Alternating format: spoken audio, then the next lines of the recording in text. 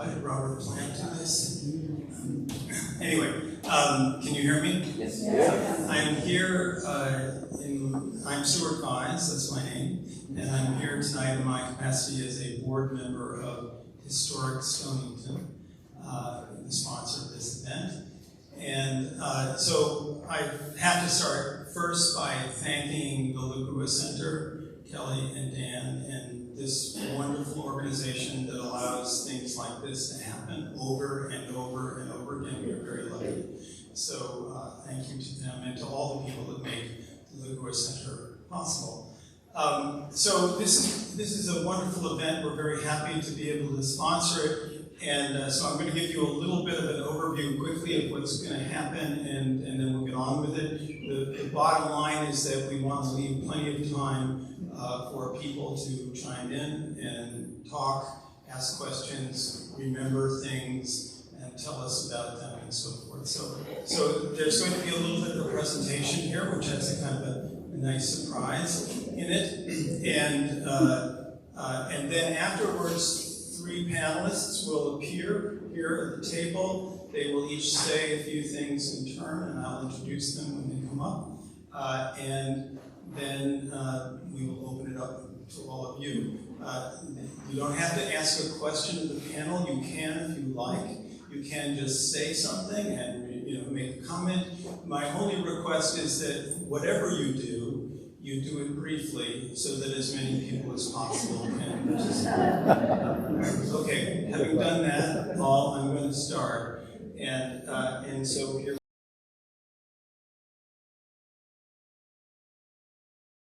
Hi there, my name's Liz Bailey Connor, Tony Bailey's eldest daughter. I have the pleasure and honour of firstly welcoming you all to the book launch for the 50th anniversary edition of In the Village. And secondly, of introducing you to my sister, Annie Bailey. I was fortunate enough to have most of my childhood in Stonington and have many happy memories of life in the village. One memory in particular is of walking with my dad to Frankie Kane's newsagent to get the newspaper, something my dad did every day. Whilst walking very fast for a small child back up School Street, I decided to sing I Want to Hold Your Hand by the Beatles. Dad declared my totally tone-deaf rendition acceptable. He was always kind and generous, and he would have felt honoured to have had this much attention put on his love letter to Stonington. Over to you, Annie. Thanks, Liz. So our father was so excited about the In the Village book being reprinted in celebration of the book's 50th anniversary. The book was written during a significant time in his life and represented his great appreciation for living in small communities where people get to know one another, take on a shared sense of responsibility and ownership of place. Stonington is where he and my mother decided to put down roots, and the place they chose to raise our sisters and me during our early childhood years. Although we left the village in the early 70s and moved to England, where my parents were from, they held on to our family home on School Street. We returned there for many summers. For those of you who knew my father or who have read In the Village, you might be aware of how deeply he cared for Stonington. He loved the walkability, geography, architecture, history, sweetness of the small streets, and incredible proximity to the water. Besides his passions for writing, history, and walking, he was an avid sailor. Stonington was the perfect place and village for him to live.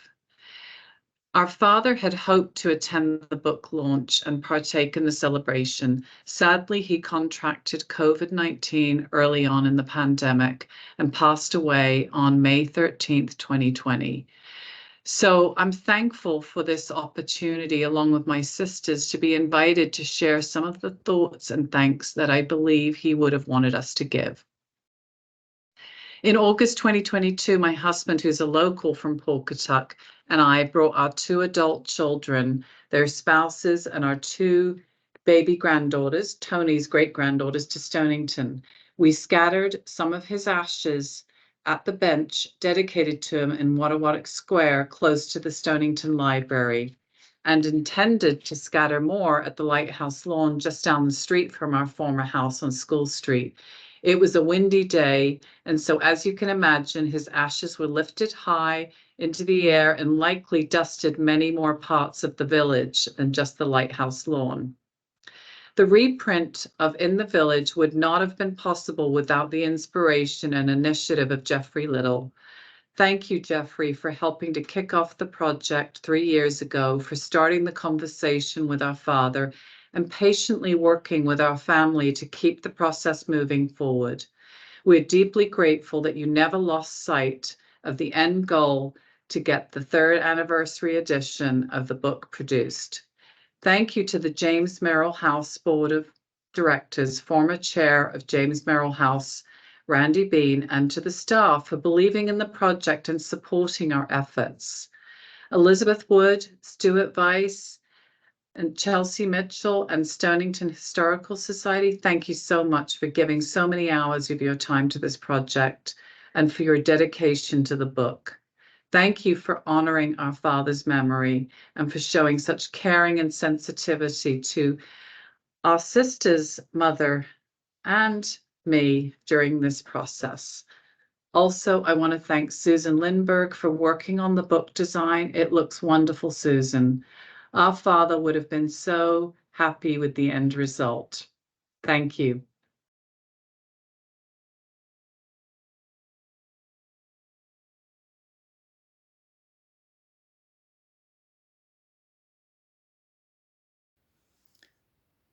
Hi, I'm Rachel. Was last in Stonington in April 2019 following the wedding of Annie's daughter, Jessica. I went with my daughter, Celine, and Katie's daughter, Chloe. We stayed with my godfather, Bill White. While we were there, we walked around the village and went to Frankie Kane's, walked around the lighthouse and looked over towards Sandy Point. My parents used to take me and my sisters over there in the boat, and we'd have sandy sandwiches and collect clamshells and look at the horseshoe crabs. We loved it. Growing up and spending summers in Stonington often meant we needed a few new clothes, and we used to get those from the thrift shop. This time I went with Chloe and Celine because I needed a new suitcase, and I found one just perfect. It was an enormously happy time to be back in Stonington. I couldn't stop smiling and I felt like I'd come home. As Sibby Lynch will remember, Betty Richards hosted us for dinner. She gave us each a copy of the $1,000 Yacht, and we talked all about In the Village and Geoffrey's plans for the new edition. Of that friendship that our parents had with Betty, the Tripps, the Dodsons, the McVitties, the Chapins, the Whites, the Johnstons, and many others gave our family back then was remarkable. The friendship was a testament to the community spirit that they held. That same spirit's evident in the way that James Merrill House and Historic Stonington are all celebrating this new edition today. It's great how you work together with all the other community groups like the LaGrua Center, the Como, and the Stonington Free Library, all supporting each other, referring to each other on your websites. Stonington and its people have left an indelible watermark on the pages of my life, and I'm fortunate to have had the opportunity of living there, if only for a short time, and I'll hope to return one day. Bye for now.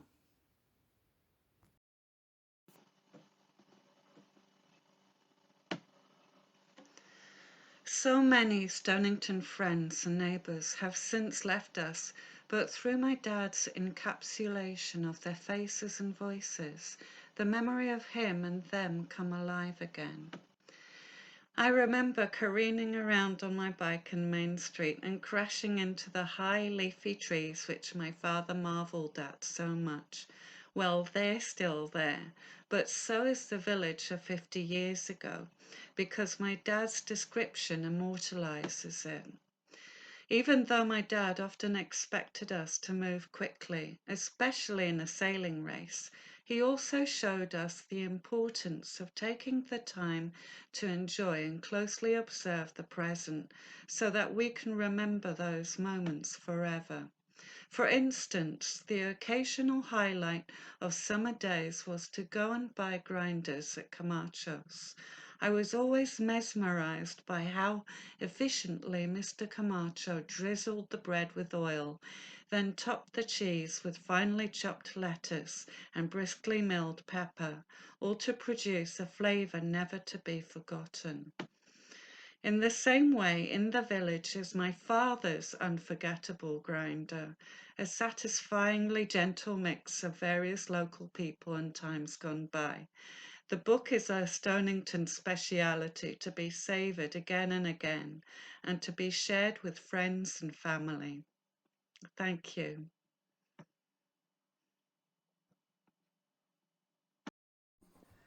Thanks to everyone involved in the reissue of In the Village. My warmest thanks go to everybody in Stonington. I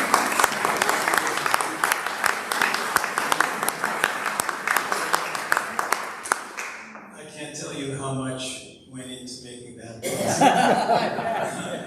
There was a lot of technological issues, both among them and with me, but it finally happened. So, and it's a testament to their dedication to this project. They have been from the beginning instrumental, and I think Geoffrey will back me up on that later.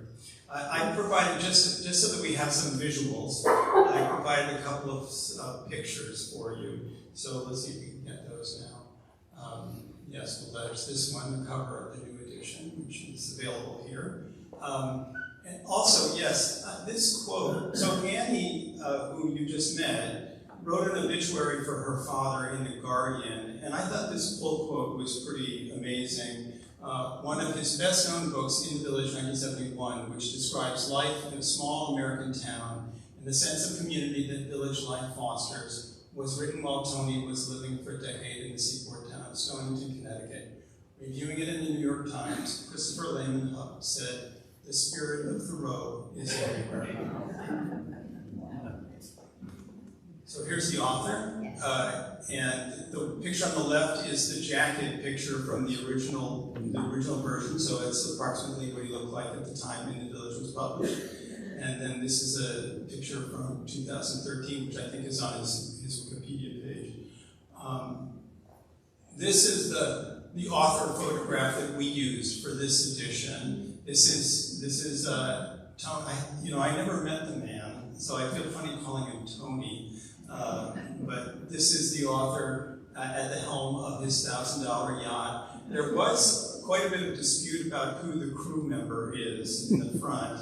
The daughters couldn't agree, and so we finally just captioned it, the author at the helm of his $1,000 yacht, crew at the bow. So that's that.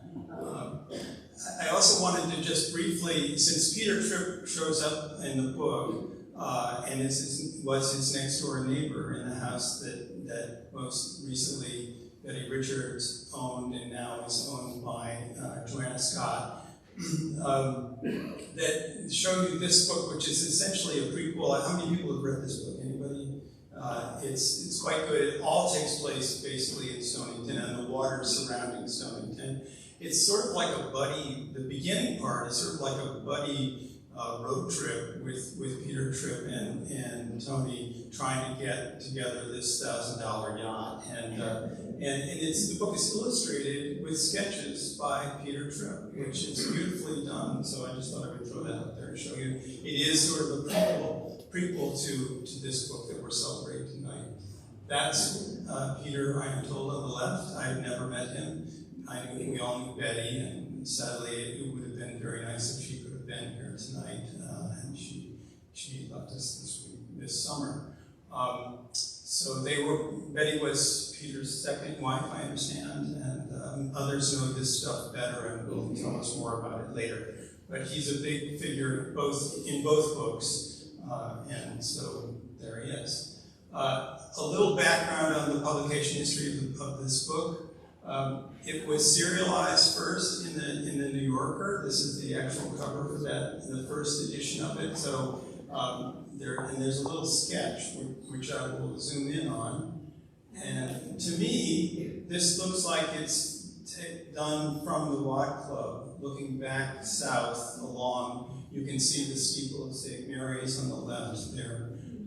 And this is some New Yorker illustrator. I don't know, it's not Peter Tripp. So. And then this is the second installment the following week. And this is obviously Cannon Square looking south. You can see the pre-fire Monsanto plant on the right, and the cannons in the foreground. So. And then very shortly after the New Yorker pieces came out, this was the original edition, what it looks like. Many of you have copies of it. You're lucky people if you do. I have one. And it had Roland McKenna pictures on the cover and back. And this was part of our feeling that we had permission to propose to put Roland McKenna pictures inside. I think it was actually Liz Wood's idea to do this. And Historic Stonington does have access to all of her photos. This was a great idea. It took a lot of work because the sisters were very much involved in deciding what pictures would and wouldn't go in. But we got it done. And so the new edition does have 14 Roland McKenna pictures of places and people who are mentioned in the book. So after the first edition, there was this locally published paperback edition with this cover. Many of you also have this probably. And it included an introduction by Tony, which recounted the reaction to the book when it first appeared in town, which I'm sure we will hear more about this evening. So we retained that in this edition. And so this is the new edition. It has a very brief new preface. It has the 1992 introduction by Anthony Bailey, the pictures and layout and design by Susan Lindbergh, who's sitting right over here with the vest on. So thank you, Susan. Okay, and then just thank yous. All of these people contributed enormously. This is one of the most collaborative projects I've ever been involved in. Geoffrey gets credit for having had the idea and for really doing a lot of the work at the beginning, complicated stuff on copyright and so forth. And then these other people also contributed. So that's that. Okay, so I'm going to call the panelists up now and take your seats, the three of you. It's like, what's my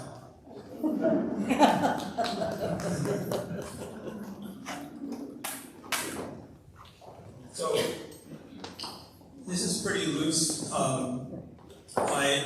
The idea here is that each of the panelists, and by the way, they are on your left, Geoffrey Little, in case anybody doesn't know all of them, Geoffrey Little, Sibby Lynch, and Fred Souza on the far end. And that's the order in which they will speak. They're going to speak briefly, 5 to 8 minutes, and on basically whatever they feel as though they have to share. And then we will immediately open it up to all of you. All right? So let me take the mic.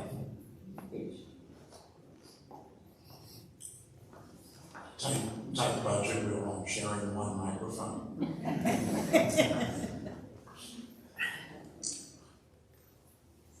From In the Village, chapter 15.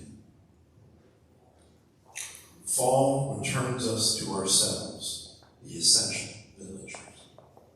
Summer distractions have gone. We can resume old companionships, get back to more diligent work, and take up veteran animosities. Where summer expands the village population and brings in many new faces, allowing a novel and much wider choice of acquaintances and a greater possibility of like to talk to like, often constricts our circle again. The rich and the poor, the hardy and the intellectual, once more have to put up with each other as well as they can, which sometimes isn't very well at all. Next door neighbors who have had different things to do and different people to see since Memorial Day now realize each other's existence. The first words other than the introductions and to be from Tony, who I was lucky enough to know as a good acquaintance, and in the borough sense of we would knock into each other because he lived at 16 Baggage Street. My mother-in-law, where we stayed early days, was at 17, just directly across the street. So we had tea together, and I got to practice my British with him. Took his tea black or white, I don't remember now. That said, I want to extend a thank you to the Bailey sisters, all four of them, Rachel, Annie, Liz, and the last one was entitled That's Katie. And they are far-flung. I forget who lives where, but they're Annie's in California, I think Katie's in Switzerland, Rachel's in the UK with her mother, and who was the last? Canada. One's in Canada. So, and the literary executors were Rachel and Annie, and we in the village and in the Historical Society Roundhouse owe them a debt of gratitude far beyond just a simple thanks. They made this possible for us to be published with no fees and gave us the rights as the literary executors. We couldn't find anybody still at Knopf or even the New Yorker who would say no.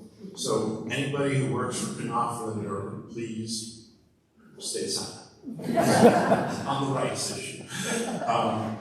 We did find his old agent, Neil Olson, who also wanted to be here. And for those who was mentored by Candida Donadio, who lives, I was in a butter to when she was living in Captain Rand's mom's house. And that's a very long, windy, but it's the kind of thing that Tony writes, similar to how he weaves in many names that you'll recognize.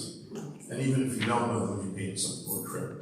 So the daughters not only given us the rights, but once we dig out from under the printing and trucking and other direct costs, everything was pro bono pretty much. Any profits or proceeds will go to the Historical Society. And I suppose if Liz wants to share, maybe some will go back to Merrill House. Anyway.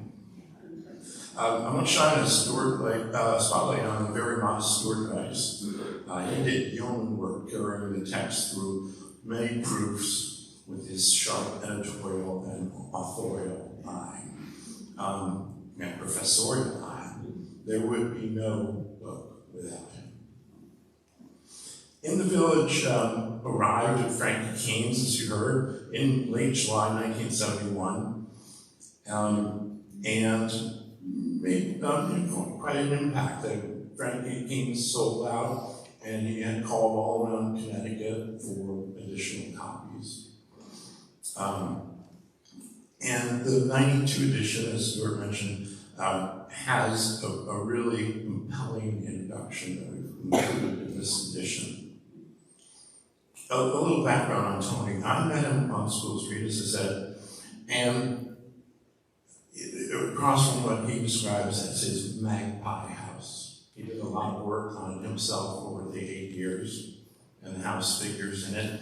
One of my favorite things about the house was it had an indoor swing, which adults and admirals and young children alike enjoy. For nearly 35 years, Tony was a New Yorker writer, covering a wide range of subjects. And he had an office at the magazine and was great friends with Paul Brodeur, the writer, at the New Yorker for the same amount of years. and John Updike and his wife, just a name drop. He dedicated one of his books to Updike. In the village, came early in his career. He's about 38 when it was published, so wrote it in the year or so prior, during which he mentions his youth also as a British war evacuee, living with a family in Dayton, Ohio. Later wrote about that during the war years, and also went on to write memoirs and biographies, among them America Lost and Found, and a definitive or authoritative biography of the artist Turner. Tony exited the New Yorker with a lot of other long-form authors when Tina Brown came along. And there's a lot of literary magazine people in Stonington, so they know about that when she took over. Tony told me he did sneak back into the magazine. It was about 1996. And Brown came along in the early 90s. And Tina Brown was on vacation, and one of his old editor friends commissioned him to write about the Dayton Peace Accords because he grew up there, and he went and reported out on that. They're fairly significant at the time of that.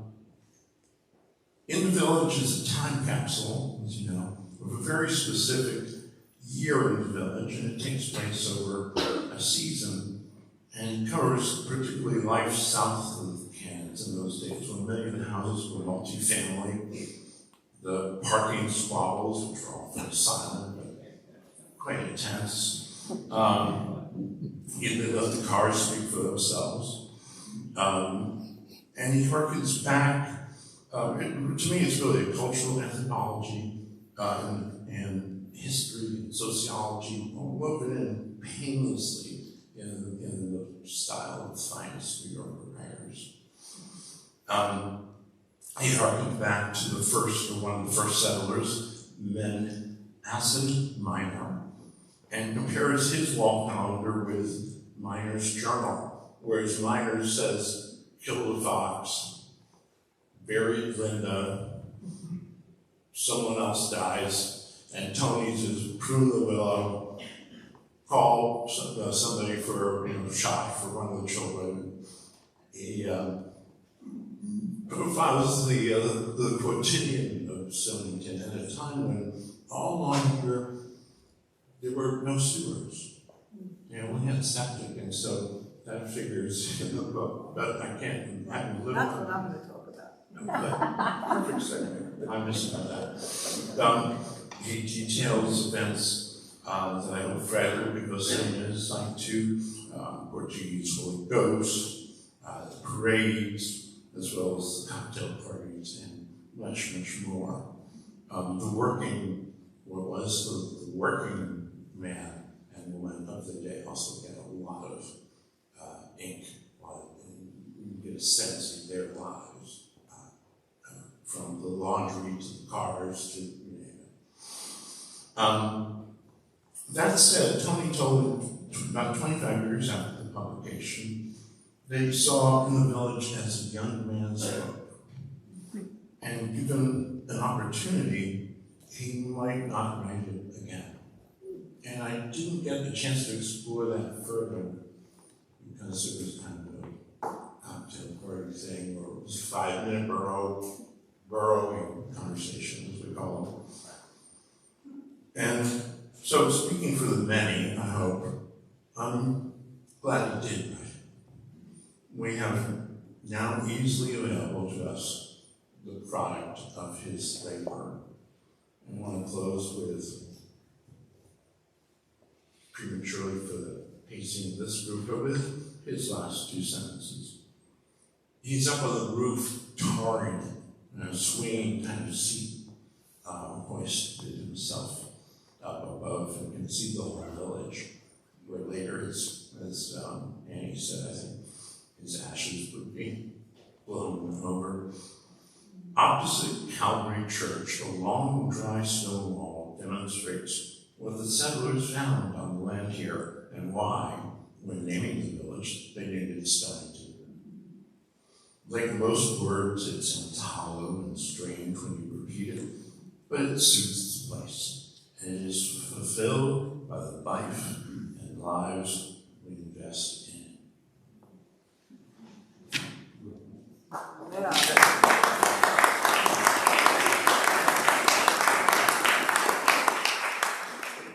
Thank you.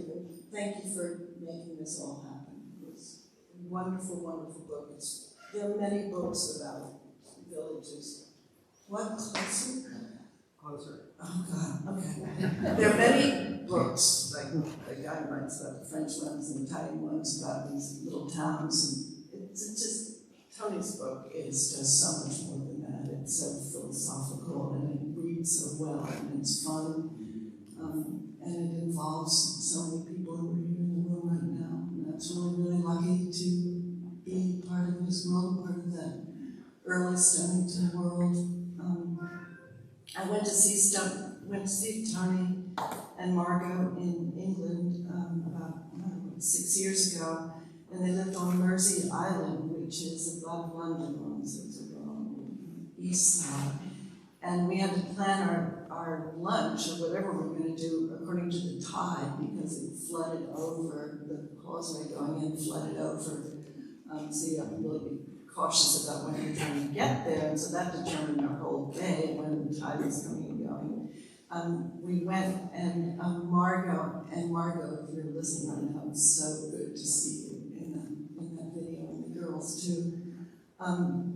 So Margot made a beautiful lasagna, and it was a Sunday, and we had Ned York from Stonington with us and some other people, and Tony was just his very best self, and with a wonderful ruddy face, and his just wanting to get out, and his enthusiasm for being outdoors and around boats. And we went down to the beach and walked along, and we looked out, and it was like looking over at Wampus Point, and there were beautiful old boats there, and he was so happy, and we all were. And then we went to an oyster shack, and it was Sunday, and it wasn't supposed to be open, but somehow the guy turned out, and Tony sort of talked him into selling us lots of oysters, and had millions of oysters. Margot stayed home. She wanted to be home to have the newspaper to herself, the Sunday paper. Well, then he wrote for me, where is it right here? This is a couple years later. It was in 2020 in February. He says, "Dear Sibby, it may be time for some forward planning on our 50th anniversary celebration. If a contract is involved, I need to clear it with my agent, Neil Olson, who was the original agent from the village. We will also need a new forward, which will probably incorporate previous editions, front matter, travel plans and visas, etc. Have yet to be organized. I am also hoping for a revival of good health. We'll try and get some medical certainty about this, and we'll let you know ASAP." All that's to you. So, and then he just died 2 months later. And when he died, I was just stricken in a way I've rarely felt. It's such a loss, and it was so odd to me that he wasn't that close to me. He was a friend of the villages, and I think it's just this loss of what he let us know about ourselves and how life can be lived without a lot of money. And he just stood for a lot of wonderful things about Stonington. And I'm not sure it's so easy to live here now without money, but we try to help out that way with the Merrill House and having writers being able to stay here, and we can give them some money to stay while they're here. And Tony actually was really hoping he could be a fellow at the Merrill House, but the timing never worked out. I wanted to, so then you worry, is the town still okay? Do we still have this going on for us now? And I bicycled here tonight, and I saw moments of the village that Tony would have relished. It's so reassuring to read his book and worry that, I don't know what I've written here. Oh, anyway, something about how it's still alive and well. And I was biking by and I saw Alexandra's daughter in front of her house, and she was holding up a beautiful rose, and a friend of hers had walked by and she was showing it to them, and they were smelling it and admiring it. And then I saw next door the lovely pink color that Charlie Clark painted his house so that she would have a really pretty color to look at through her windows. I thought, Tony would love this and could write all about this. And then I was riding past the arcade, and another friend pulled up, Sibby, I just wanted to mention that I think the Historical Society is not giving enough attention to this building. And then I got to Canyon Square, and memories from 50 years, or 65 years ago, come back from when the Darrells lived in the stone house. And we as kids had so much fun. We'd go upstairs to the bathroom, and we'd get long pieces of colorful crepe paper and flush them down the toilet, and then rush out to the seawall and watch them come.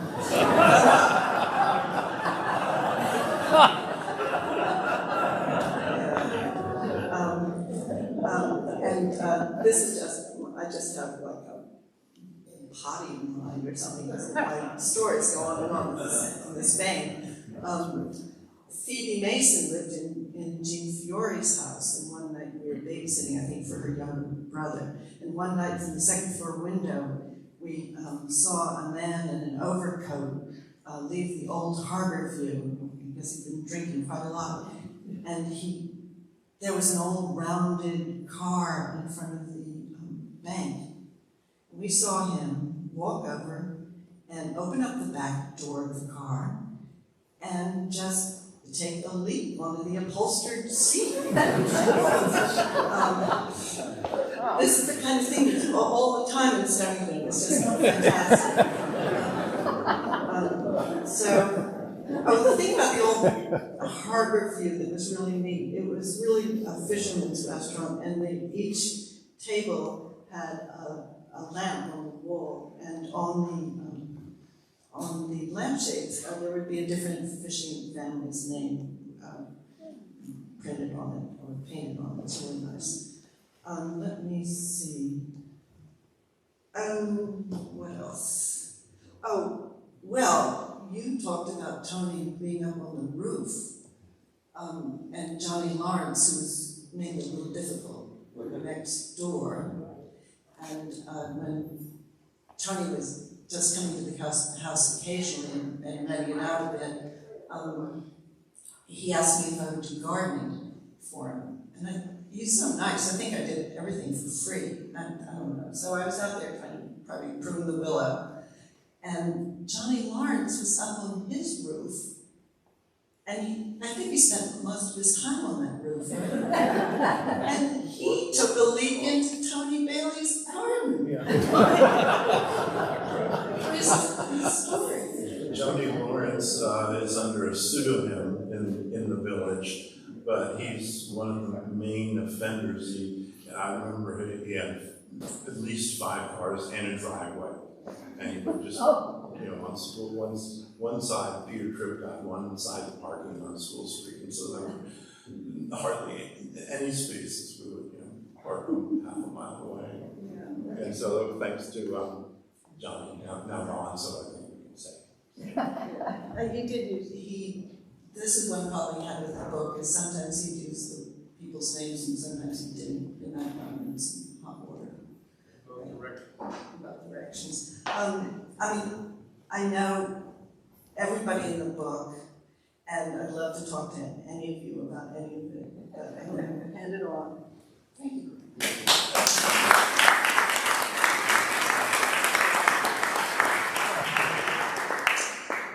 Well, these two people prepared. I have one question that I need an answer to, and that is, how many of you were here in 1971? Okay, not a lot of you. When this book first came out, it was very controversial. Everyone had an opinion, just like right now everybody in Stonington has an opinion about everything. But I was fortunate enough to be a neighbor across the street from Mr. Bailey, and I'll never be able to call him Tony. So, and when it was published, I had just graduated from college. However, I was one of the few Portuguese kids in my class who actually went to college and finished. So when I came home and I was listening to all that was going on, my mother was yapping, all right? I couldn't quite understand what the big controversy was all about, because when I read the book, I couldn't pick out who people were, and he was absolutely on the money with them. All right? So, you know, I said to my mother, I said, look, you need to calm down here. And meanwhile, my brother, who was 7 years younger than me, and ironically died a week and a half before Mr. Bailey, I think he dated Liz for a little while, or at least they were very good friends. And all the neighbors were discussing what was going on and what he had said and how they had said it. And so I bought the book for my mother because she had just been hearing about it. All right, and Mr. Bailey wrote a very nicely forward to it, and he signed it because I took it over there. And then he also included one just to me. And he happened to pick the page that's the introduction to the Portuguese Holy Ghost feasts. And he says, to Freddie Souza, with best wishes, Anthony Bailey. And I hadn't read this book in a while, but because this was coming up, I reread it about a week ago. And I started to wonder about why he had done that. And I think he knew that somehow I was spanning the generations. Before Mr. Bailey arrived, and I think he was in town for about 10 years. Before he arrived, School Street was a Portuguese enclave just like everything south of the borough. I didn't speak English until I went to school.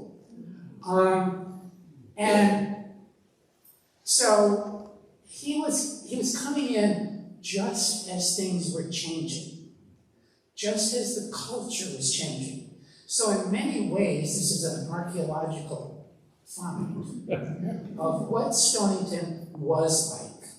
Stonington is no longer like this. And I do wonder what he would have said about Stonington today. There is a section in here where he says, of course I won't be able to find it, and I had it marked, where he talks about going shopping in Westerly because it's cheaper. He also talks about the A&P in Westerly, which I don't know how many of you knew existed. He talks about how if everybody did that, there wouldn't be any grocery stores. There wouldn't be any cleaners. And he was absolutely right. I think the sales of homes down this end of town started in the mid-50s. I can remember the person who sold their house first to a New Yorker. I apologize if I offended him. And little by little, the houses were going. The house where Peter Tripp lived was where my unofficial godmother lived. The house where Mr. Bailey lived was a Portuguese family with a Portuguese man upstairs that is referenced in the book as one of the few black men in town. And so, going back, and I do wonder what the daughter that spread the ashes thought. It's not the same town. It's not the same village. I walk through town, don't know who half the people are. I come down here starting after the Christmas holidays. 2 out of every 3 houses is dark. And it's sad. It's very sad. The village I know doesn't exist. And we were down this end. We were all blue-collar workers. Many worked in plaques. My mother worked in Monsanto when she first got married. My father worked in the velvet mill for his entire life. My grandmother worked in the velvet mill since her immigration to Connecticut. She bought our house for $800. I sold that house as soon as my brother died for $325,000. Today I checked. It's appraised at over $1 million. And that has made us less of a village and more of an enclave for people who only come for part of the year. I don't know how Tony would feel about that. He was here in a different capacity because he enjoyed the water. He wasn't terribly wealthy. He did work in New York, but so did a lot of other people. I'm sure that's how he learned about it. I'm not quite sure if he came because of other influences from New York, because I know that on Diamond Street we had a former female reporter for the New York Times. I worked for Grace Stone and Eleanor Perenyi when I was 14. I was warned to be careful because Eleanor was terrible to people. I was only 14, but even then I was mouthy. And so I went and mowed the lawn, presented her with my bill. She said, "You've overcharged me." And I said, "Look, you pay me now and I won't be back." I continued to work for her for 3.5 years. And she taught me how to smoke.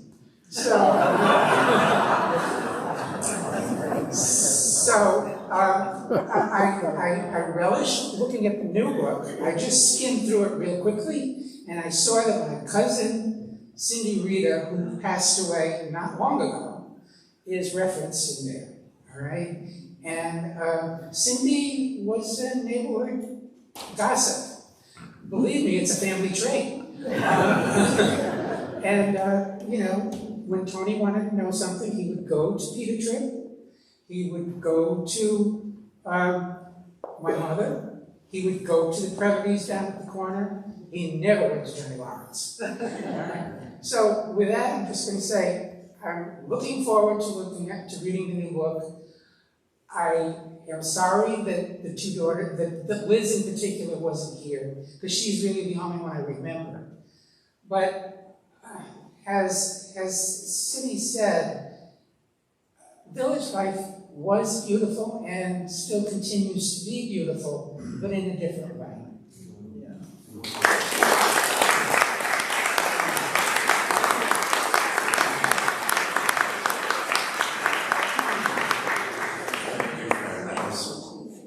That was wonderful. I recorded that well, and I can hear it all again.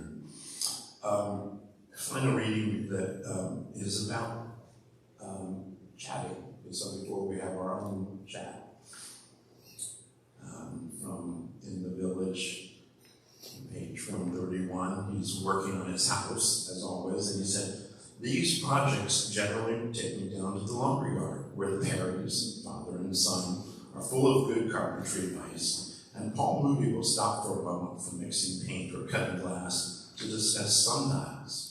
He is a sundial enthusiast." And in other places, on fall afternoons, one can drop in to feel the village pulse, the library, Mr. Siegel's department store, or Squadritos, which is one of the 3 barbershops and the one I prefer. It isn't just the quality of the cut or the vacuum cleaner which Mr. Squadrito uses to remove the loose hair from under one's collar. The superiority of Squadritos resides in the fact that there are always people there talking. At Squadritos, the conversation is lively. The men discuss whether the Hartleys are going on a world cruise again this year, what the Plymouth dealer thinks of this year's Plymouth, how much Hal Davis paid for his initial license plates, how many more school buses are being leased this semester, and whether old Robinson is really going to sell his base house this time. And if he does, where is he going to put his collection of 500 Major League Baseball bats? At Squadritos, it often turns out that half the people aren't waiting for a haircut. They just came in to chat. Okay,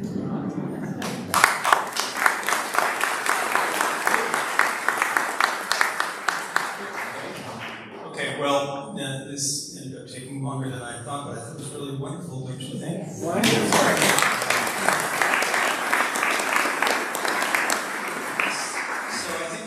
it'll take, I want to make sure that you get a chance to talk and ask questions or whatever.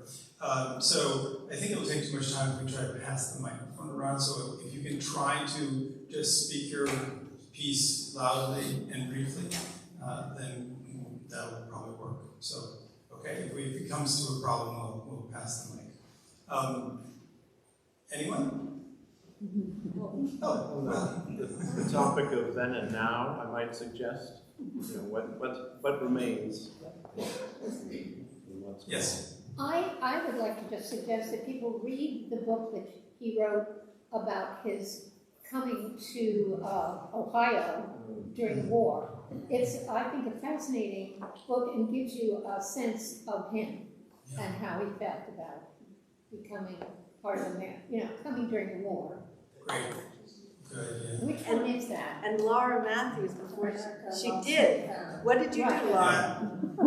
You wrote something.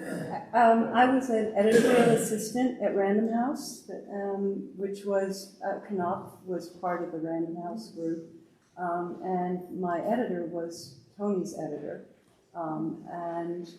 so I got to know him a little bit and found him a very charming person, and I wrote the flap copy for not in the village, but for the book you were talking about, for the Coming to America. So this is long before I had any connection with Stonington, and so when my husband and I have a house in Westerly, and we come over here quite often because I'm involved with the mayoral committee. And so I found myself stunned that, oh my God, this is where Tony Bailey lived. And I wish I'd been able to be in the village. Anyway, you wrote the flap copy. Yeah, and I got to do the flap copy. The two autobiographies that he wrote, other than In the Village, which is only partially autobiographical, are American Lost and Found, which is 1981. American Lost and Found. Yeah, I believe that's the Dayton book that Betsy was referring to.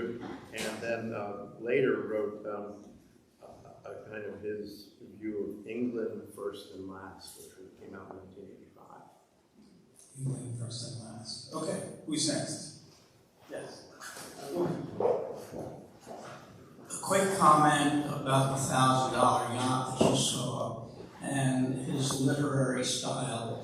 You probably know the story is it was built on a very low budget with a lot of help from everybody at Dodson's. They would loan tools so they have a launching. And the town shows up. And his launching, he says, at the moment when she gets lowered into the water, he says, and the water held her up. He didn't say she floated, the water held her up. More? No, don't be shy. Say something controversial.